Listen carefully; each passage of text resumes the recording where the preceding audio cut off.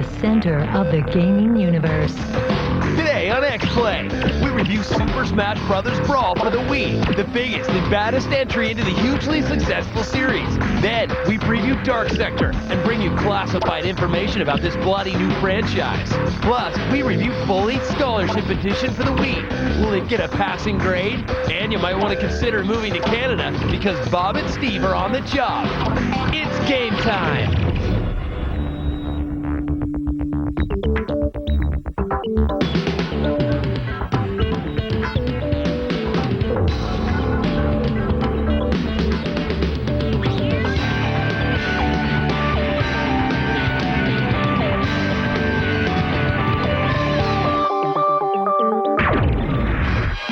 Welcome to X-Play. We've cut our shipping costs and passed the savings on to you, the viewer. I'm Adam Sessler. And I'm Morgan Webb. We're coming to you from the G4 studios in Los Angeles on Monday, March 10th. On today's fine program, we review the long-awaited Super Smash Bros. Brawl. Then your obsession with gnomes will seem a little less strange after today's Orange Box cheat.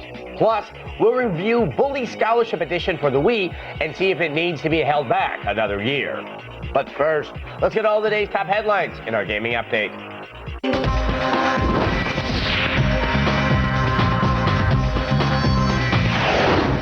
Thanks, Adam. Microsoft has confirmed an official price cut for the Xbox 360 in Europe. Effective this Friday, March 14th, the Xbox 360 Arcade Pack will drop by 40 euros, making it the cheapest next-gen console in the overseas market. The Xbox 360 Elite and Premium packs will see a price drop of 50 euros and 40 euros, respectively. While many believe the price cuts were made in response to the recent success of Blu-ray over the HD DVD format, these cheaper price tags will undoubtedly allow Microsoft to reach even further into the mainstream gaming audience. Super Smash Bros. Brawl was finally released here in the U.S. after hordes of Wii owners rushed to pick up their pre-orders this weekend. Some found that their Wii console had trouble reading the Smash Bros. Game disc. Nintendo has since addressed the issue by offering Wii owners a free console fix. The problem occurs when the lens on the disk drive is contaminated. Exchanging your copy of the game for a new one will not solve the problem, since this is a hardware issue. The good news is Nintendo has already set up a website where customers can get their Wii fixed free of charge. Street Fighter 4 may not have a U.S. release date yet, but pre-orders for the Japanese arcade cabinet are already on sale. The cabinet is expected to ship sometime in August and will cost about $23,000. Importing the cabinet shouldn't be a problem for arcade owners and Street Fighter fans, so long as they're willing to pay an insane shipping fee. That's all for today's gaming update. You can always get the latest news and video game headlines on the go right on your iPod with the Gaming Update podcast, one of iTunes' best podcasts of 2007. Head on over to g4tv.com/podcast to subscribe. But now, let's go to Adam, who has our take on one of the year's most wanted games. Thank you, Morgan. After many delays and a truckload of hype, Super Smash Bros. Brawl is finally here. So let's not wait any longer, get straight to the review.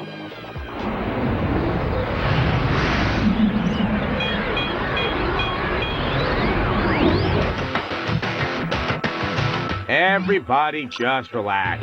What may be the most anticipated game of 2008 is here. Yes, but that's no reason to get all excited and crazy. It's not like Super Smash Bros. Brawl is the most ridiculously extensive piece of fan service to ever hit a video game console, as well as a kick-ass fighting game. Well, that's exactly what it's like. Okay, get excited.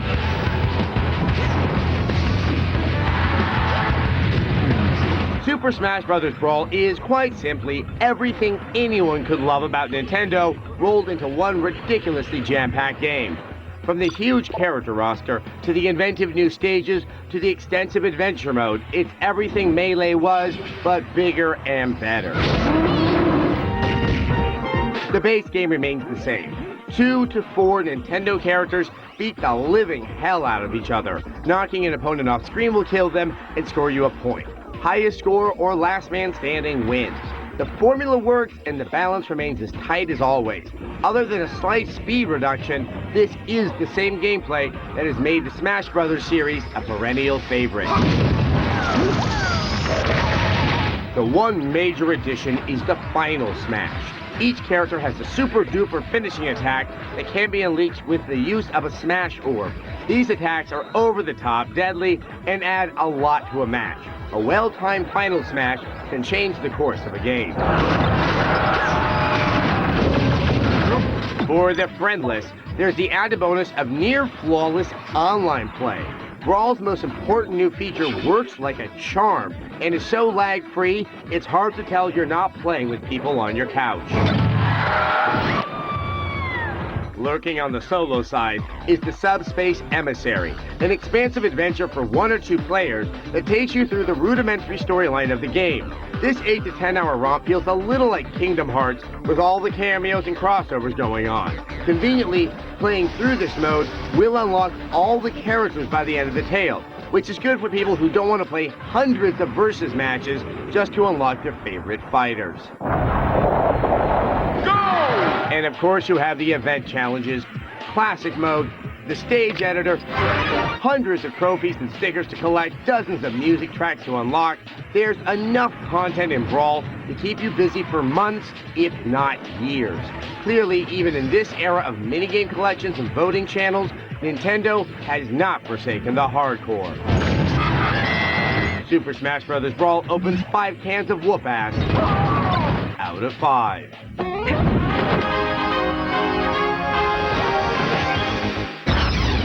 You know, I might have to put down Ninja Bread Man for this. I'm sure many other Wii owners are saying the exact same thing. Now, there's more than just shovelware out there, believe it or not. Here are top-selling Wii titles in today's X list.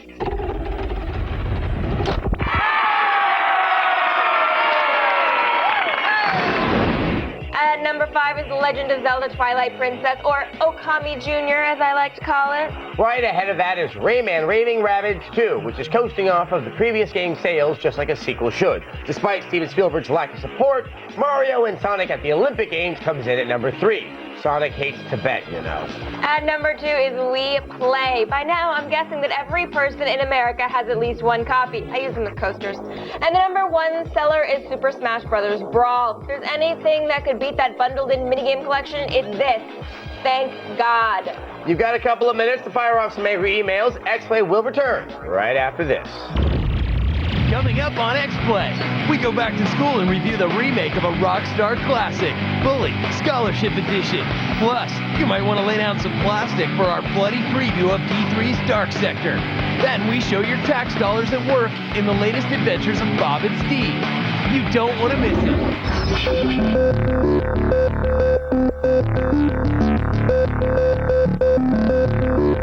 I always took everything.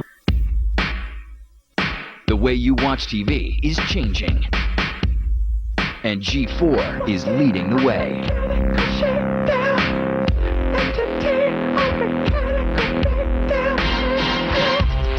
How does it feel? How does it feel?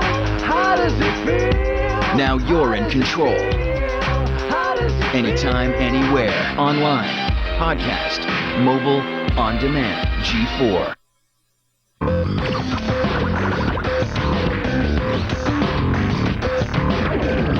Is there a possibility of Crysis being ported for the PS3? Welcome back to X-Play, and thanks for your question, person with a very long screen name. Well, I think the easy answer for this is there's a very good possibility it's going to come to the PS3 and the Xbox 360. And they said they had some good success porting the engine over, although the licensees aren't going to actually see that until later this year. But so I think that's a good sign. Yeah, we probably won't see the game until next year. And when you consider the fact that Crysis, because of the high specs for the PC version, didn't really sell to everybody out there, this is a good way to make money on that license this time around. So that is a solid probably. Exactly. All right, person with a long screen name, for sending in that question, we'll be sending you a copy of Hitman Unrated on DVD. It's in stores tomorrow. And I'm on the special features because I'm special. So you should probably buy an extra copy. Keep it sealed for a keepsake. Right. While waiting for Crysis, why not try the Orange Box? There's 5 great games, and it has some of the toughest achievements out there. Especially the one that involves a little friend with a tall red hat. So Kristen Holt is here to help you get your gnome on the road. Thanks, Adam. Sometimes it's better to travel with a companion. It's not as lonely, you can share hotel costs, and they have your back in knife fights. In Half-Life 2, Episode 2, having a travel buddy can be kind of a drag, but with a little patience, it can be done.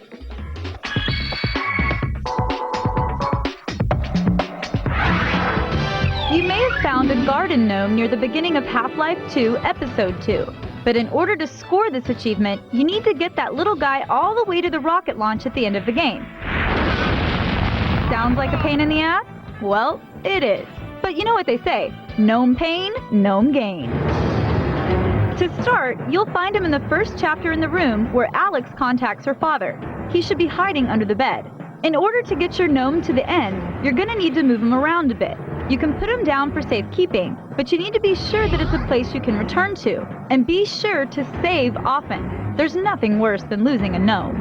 The greatest challenge is driving with the gnome. As your car is not equipped with a rear-facing gnome seat, you have to improvise. One option is to cram him in the back of the car. Luckily, the gnome is more durable than most small children, but be warned, you'll need to drive carefully or he might just tumble out of the car. The key is to drive at a reasonable speed and do frequent gnome checks to make sure he's still with you. And if you get bored, which you most certainly will, we would just wrestle hunters to the ground with our bare hands. You can always place them in humorous scenarios. Once you finally reach the base, you can prepare your gnome for liftoff. Put him in the rocket and send him on his merry way. And after all your hard work, be sure to close the hatch. Don't worry, your achievement won't pop up automatically, but it's there. Pretty exciting, right? I guess it's true what they say. There's no place like gnomes. Sorry, had to work one more bad pun in there. Be sure to check g4tv.com/cheat for the latest tips and tricks. Right now, I'm going to send it back over to Morgan. Thanks, Kristen. Get ready to re-enroll at the Bullworth Academy. Bully is back with the scholarship edition for the Wii and 360. With all of the controversy surrounding the Xbox version's glitches, we're holding off on our review until the patch hits. But in the meantime, here's our take on Bully for the Wii.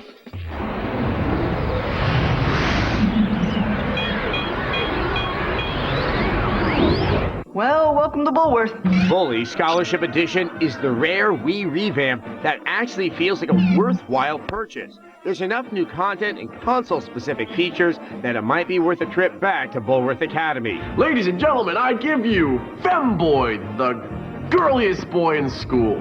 Even if you're an alumni, the story is largely unchanged. You're still dropped off at a prestigious boarding school where creepy principals say creepy things. I excel at fixing little boys like you. But what's new here is the Wii-centric controls.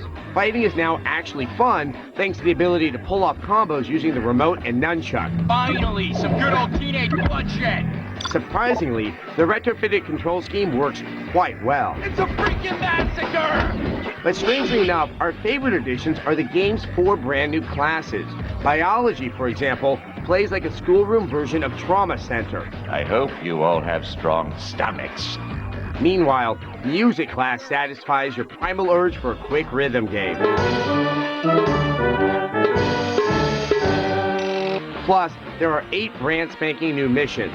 They're a bit on the short side, but they do let you beat up mauled Christmas elves. And honestly, how many games do that? I used to wrestle orangutans in a circus. I can take you. Not all of the additions work so well. Multiplayer, for example, allows you to play against a friend through a motley assortment of minigames. The problem is these challenges clearly feel like an afterthought. How I love the sound of boys crying in them. But this is mostly a very welcome revamp, and it reminds us of how much we liked the original game. I only give people what they have coming to them. Well, Bully Scholarship Edition for the Wii has something very nice coming to it. A 4. I'm sure you'll be very happy here. Out of 5. Very happy indeed. All right, you have to work your way through quite a few clicks in Bully, much like the painful reality that was my high school experience. But which is your favorite? That's today's poll question. Is it A, the nerds, B, the jocks, or C, the preps?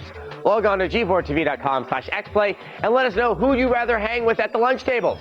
Stick around, we'll have your results later in the show. Up next on X-Play, we preview the techno-site-infected first-person shooter, Dark Sector. Then, Bob and Steve fight the war on terror the only way they know how, poorly. Stay tuned.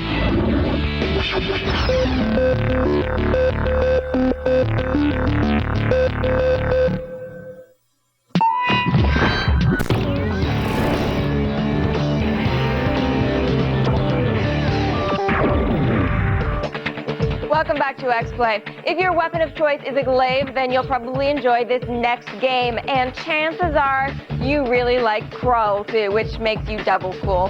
Here's our preview of Dark Sector. At the start of Dark Sector, you're confronted with familiar elements of story. Russians. That usually means some world-ending thing or another, but what's this? We may need to tie the familiar up and question it for a few hours to figure out what's going on. Don't worry, X-Play doesn't condone torture. Dark Sector drops you right smack damn in the middle of gorgeous graphic detail and character animation. You are Agent Hayden Tenno. Your mission is basically a 3 can keep a secret if 2 are dead type of deal. Easy, right? Not so easy.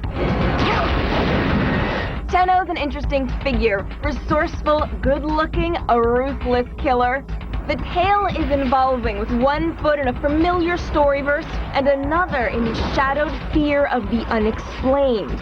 With Dark Sector, one of the things that we did, the tricks that we did in telling the story was we started it in black and white. And at the moment of infection, he is really reborn into this kind of colorful new world. And that was one of the tricks that we used to sort of add dramatic emphasis to a story element. Does Dark Sector have any other unique gaming angle? Tenno's physical mutation grants him a swirling blur of killing efficiency called the glaive. The glaive becomes an extension of Hayden's body. It fetches, it triggers, and it's even capable of doing minor electrical work. The glaive, which has turned out to be the signature weapon of the game, it's a brutal cutting weapon, so there's a real savage element to the game, but when you begin to use it further in the game, it evolves. You get the aftertouch ability, you get the ability to steal weapons from distant places, so that's really the thing that sets it apart. I gotta hand it to you, glaive. You got a lot of heart.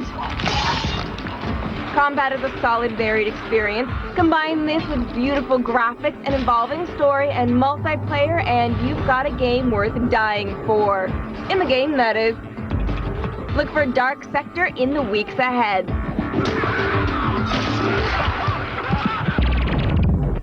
When X-Play returns, we get ourselves splintered with Secret Agent Bob and Special Agent Steve. But first, let's take a look at who's who on top of our current Mr. Stark Gamer Challenge, the Sarcathlon. And head to our website, g4tv.com/xplay for all the details. Remember, you still have until Tuesday at midnight to enter.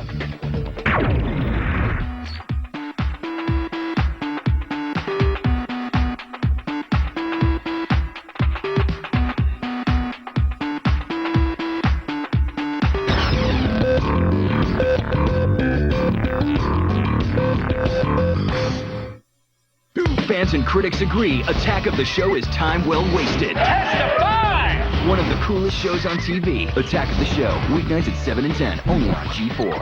You're up. This show also available on G4 On Demand.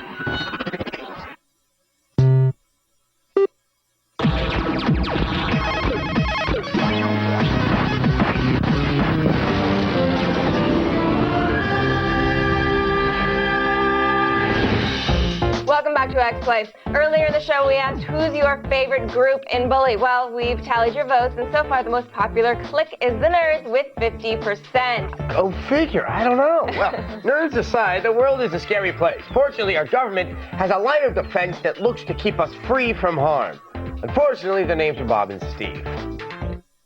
Previously on Bob and Steve. Hey, are you guys a Splinter Cell team too? I'm Agent Nighthawk. This is Agent Keymaster. Nighthawk and Keymaster? Wow. When America needs a hero, when freedom stands alone, America's top agents will defend our liberty from those who wish us harm. Let us join Special Agent Bob and Secret Agent Steve, two of the finest official unofficial Splinter Cells. Hey, you know what? I got a new name for you, buddy. Captain Asshole and Gaydar. All right? Bob, we might need their help, okay? Oh. All right. Hey, do you guys know anything about computers? My partner and I have suffered a Class 2 disruption in regard to the completion of our mission. We'd like to request your assistance. Secret Agent Steve, we will assist you in accordance with Mandate 533 of the Operatives Code. Copy that, Agent Nighthawk. Hey, have you guys heard the music HQ plays when they put you on hold? HQ has never put us on hold before. Oh, well, here. What is wrong with you? Never place us on hold again. We're performing a Class 4 retrieval, and you're... Oh, is that still legal in this state? Bob, a Class 4 retrieval is the rescue of a foreign dignitary. Oh. Okay, that's not what I was thinking of. Hey, how are you guys getting out of here? Our extraction will be by helicopter. Can we get a ride? If you guys could give us a lift back to headquarters, it would really help us out. Actually, if you could just drop me off at my house, that would be great. I mean, everything's on the way when you have a helicopter, right? But we have to debrief first. Just do it online. You can't debrief online. That's how I've been doing it. It's more of a podcast, really. And I accidentally shot Steve, and he starts yelling like he's a big like now we can't win the sack race. You've been podcasting about our missions. Well, I changed the names and stuff.